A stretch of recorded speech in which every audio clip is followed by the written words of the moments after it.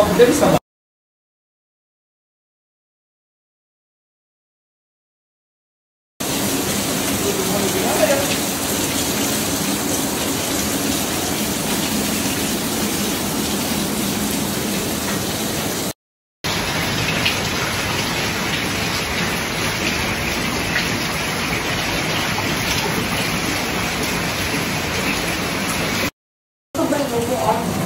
Kalau kita nggak tutup, malam deras lagi, habis kita videoin semuanya.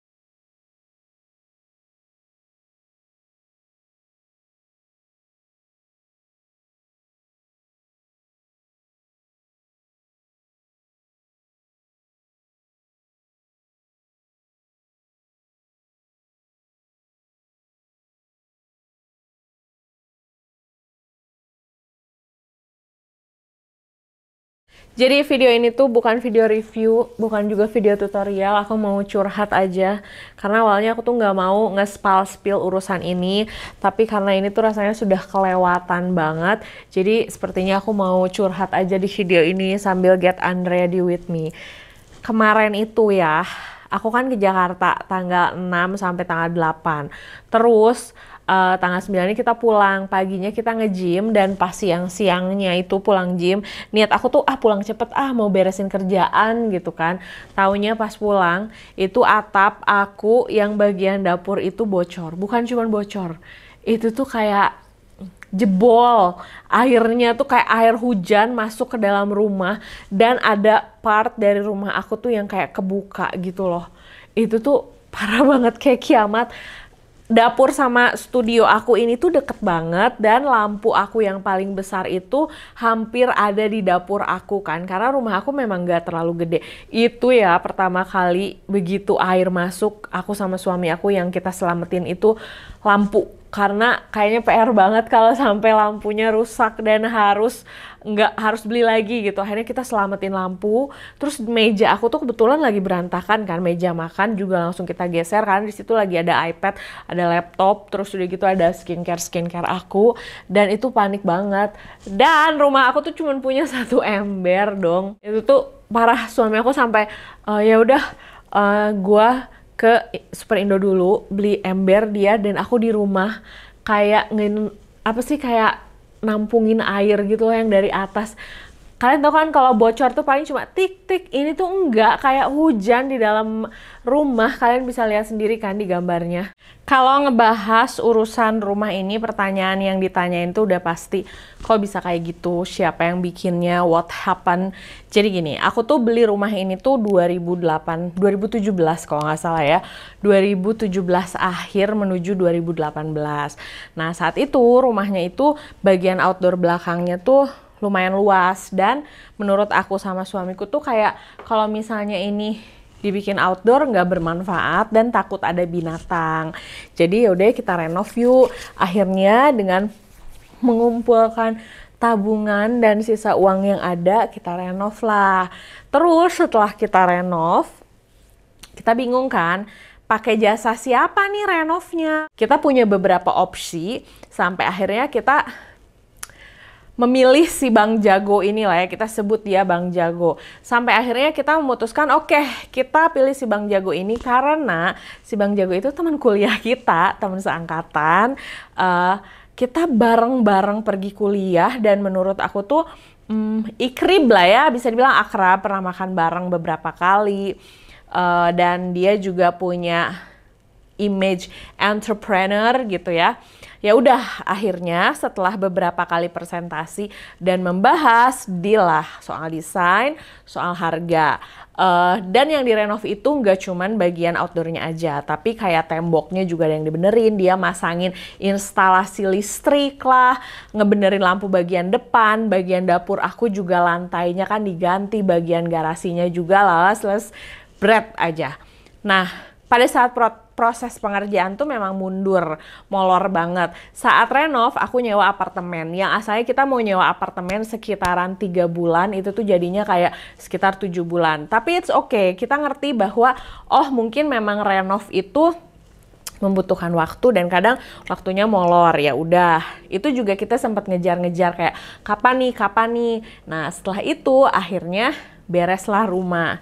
Kan maksud aku tuh kita order sama temen ya, pada saat kita pindahan dia tuh nggak ada loh, dia tuh nggak ada kayak rumah lo udah siap dipindahin ya, yuk kalau mau pindah udah boleh nih, gue tunggu ya di rumah lo. Nggak ada, kita pindah bener-bener kayak kita masuk ke rumah ini sendiri, tidak ada pembahasan apapun sama dia. Sampai saat itu aku nge-up postingan bahwa menurut aku after sale service-nya nggak oke.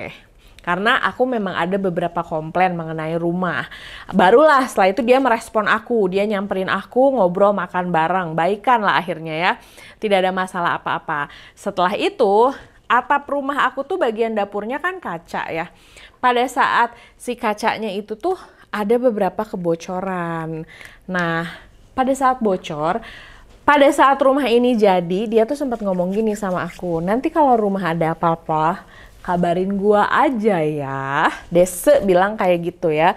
Si Bang Jago tuh bilang kabarin gua aja, nanti gua kirim tukang kayak yang betul ya.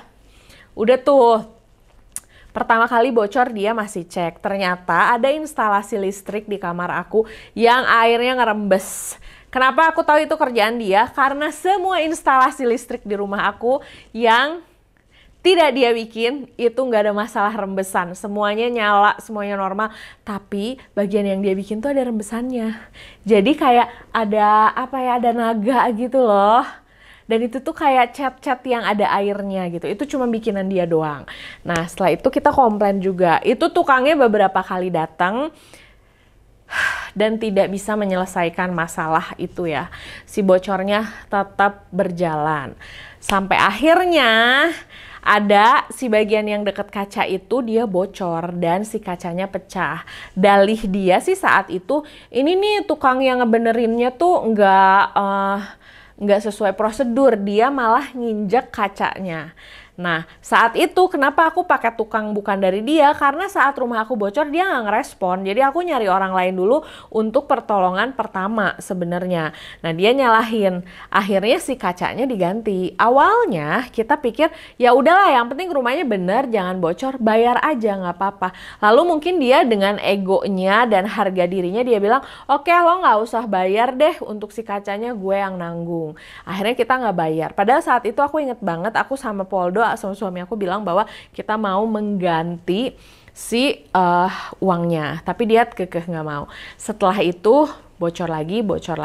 Ini kejadiannya terjadi di 2019 sampai 2020 dan chat terakhir yang aku kirim sama dia itu terjadi di 2020 sampai akhirnya tidak ada reply sama sekali. Udah tuh berakhir, makin kesini tuh makin bocor ini rumah. Dan yang paling epic adalah lantai dapur aku itu goyang. Jadi suka keluar semut dari situ dan di bawahnya tuh jadi kayak sarang semut. Jadi bisa tuh kalau misalnya aku lagi minum berdiri tiba-tiba kaki aku dikerubutin semut. Dan semutnya itu dari bawah lantai.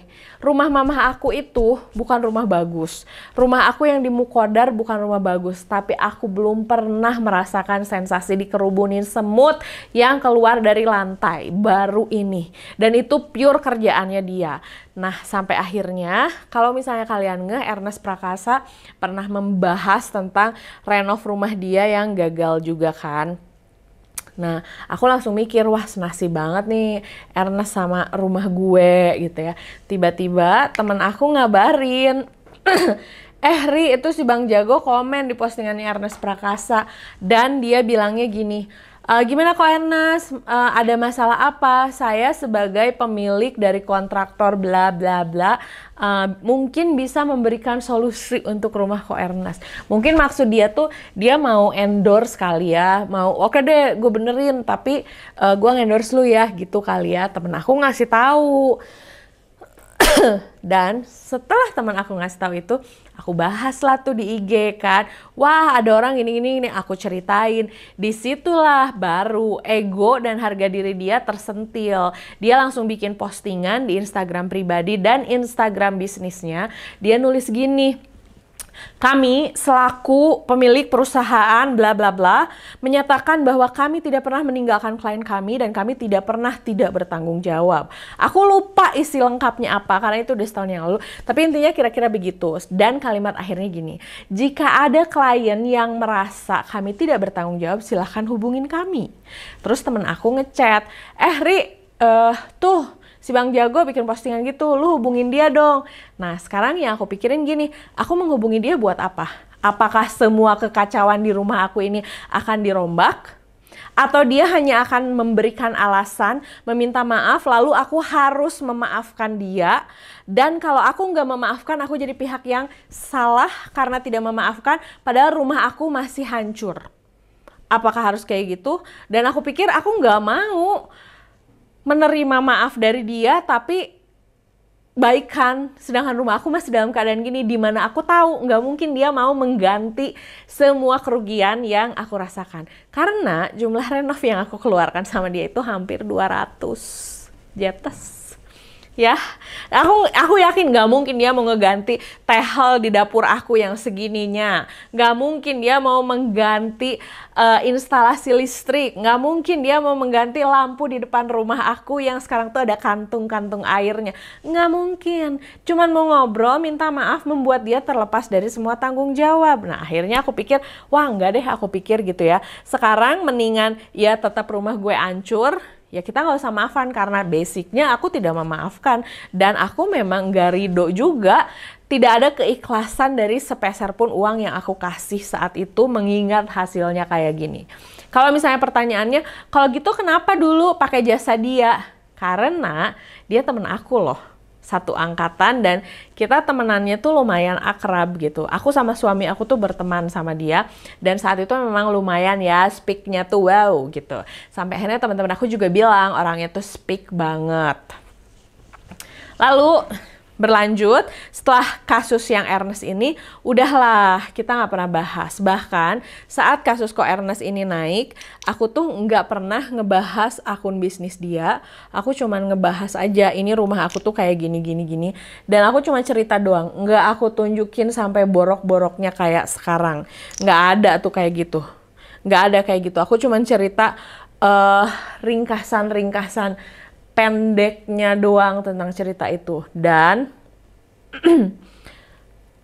saat itu aku mikir gini, ya udahlah nggak apa-apa, nggak perlu di share juga. Siapa tahu tahun depan ada rejeki kita bisa pindah rumah ini bisa cepet dijual.